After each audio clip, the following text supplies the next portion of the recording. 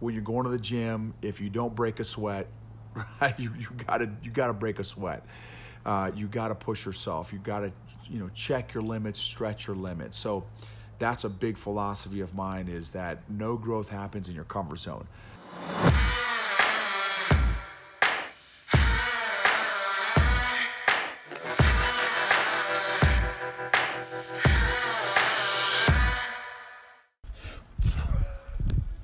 What's going on, leaders and influencers? So this is in response to a great question that Corey, who is a young lieutenant in the Army, posed in the 360 Movement Personal Growth Tribe. And I think it's an excellent question. So he asked, how do you stay outside your comfort zone when your current environment doesn't challenge you? How do you stay outside your comfort zone when your current environment doesn't challenge you? So I've got 5 points here. 5 points, and I've got my notes here, took some notes on this because I think it's an excellent question. Now, here's my overall, I guess, perspective or worldview, if you will. Philosophy is no growth happens inside your comfort zone. Sounds cheesy, but in my opinion, and a lot of other authors and stuff, not that I'm an author, there are a lot of other authors that feel the same way, that no growth happens inside your comfort zone, and I totally agree. When you're going to the gym, if you don't break a sweat, right, you gotta break a sweat. You gotta push yourself. You gotta check your limits, stretch your limits. So that's a big philosophy of mine, is that no growth happens in your comfort zone. Okay, so with that being said, number one, to answer your question, Corey, my 2 cents here, assess why you feel that way. Why do you feel like? Do the emotional work, do an emotional analysis, an emotional assessment, which most people don't do. Most people don't take the time to reflect, why do I feel this way? Why do I feel like I'm not being challenged? That's a great one. So what are my emotions that I'm feeling? Number one. Number two, so this is 1A. 1B is, where are these emotions coming from? What's the source? What is the origin story? I like to call it that. What is the origin story of my emotions? Number 1C, why is this important? Is because you don't want to be running emotionally to or from something, out of some emotional need or emotional immaturity or people-pleasing thing, which again, I'm a recovering people-pleaser addict. So I don't even want to think about how many decisions I've made in my life strictly to please somebody else. Not in obedience to God, not in my faith, I'm stepping out in faith for you, Lord, 100% because I wanted to please somebody else or other people, or I thought it would make me look better or be perceived better among other people. So you want to make sure you're not running to or from something. So that's one. Number two is identify what you're wanting more of.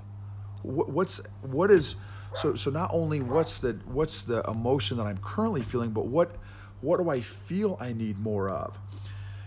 Do I need more of a challenge socially, mentally, emotionally, physically, intellectually? Again, because what you don't want to do is you don't want to jump into the wrong group for the wrong motive. You don't want to get new association you don't want to get new association that is maybe not your right tribe or not your right group for the wrong reasons, for the wrong motives. So that's number two. Identify what you're wanting more of. So be specific. That's important. Number three, identify who and where you're currently getting challenged, if any. You may be, maybe again, the buddy who asked this was in the military, so maybe he's getting challenged physically. Maybe he's got a great PT group, physical training group he's a part of, but maybe mentally, emotionally, intellectually, he's not getting challenged. Right? I don't know the scenario. So where are you getting challenged currently? Is it from a friend, a mentor, a tribe? And assess why you feel you are getting challenged from that person or from that group. from that organization? Where are you getting challenged? Assess why.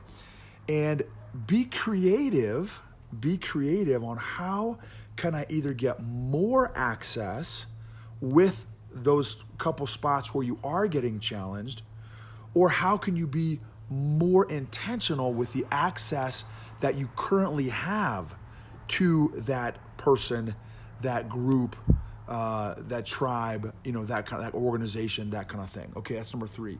Number 4, so how do you stay outside your comfort zone? Number 4, there are tremendous books, podcasts, people, tribes, social media groups, conferences that you can attend, read, listen to, begin to develop a relationship with, or be more intentional again with those relationships to begin to get stretched again in those areas that you feel like you want to get stretched or challenged in.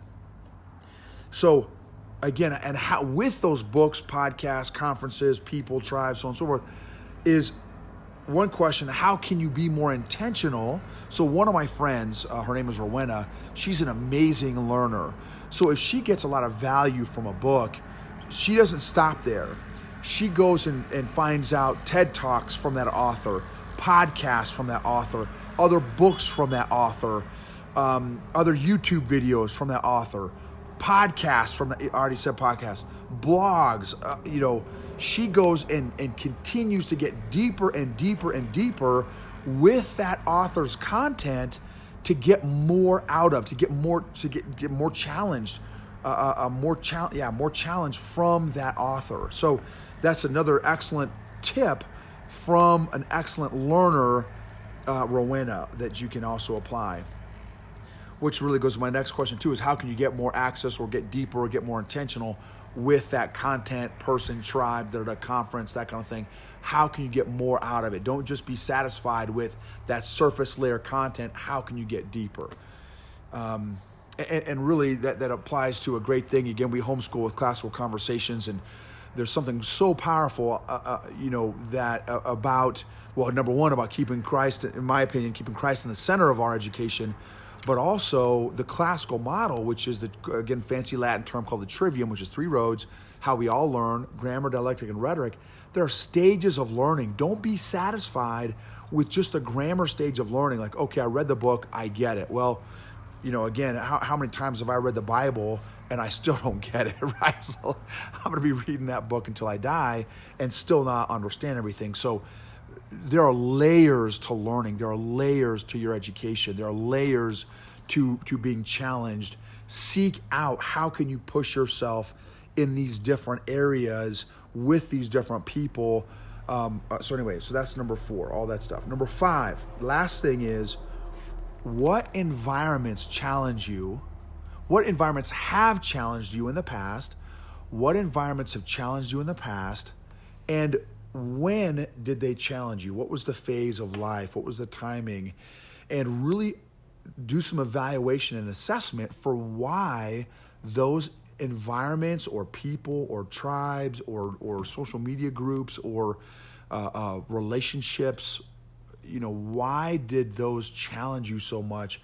And how can you pursue those again, or seek out new opportunities, seek out new content, new books, new, again, TED Talks, new podcasts, YouTube folks. How can you begin to get more of that in your life? And then also, so that's number 5.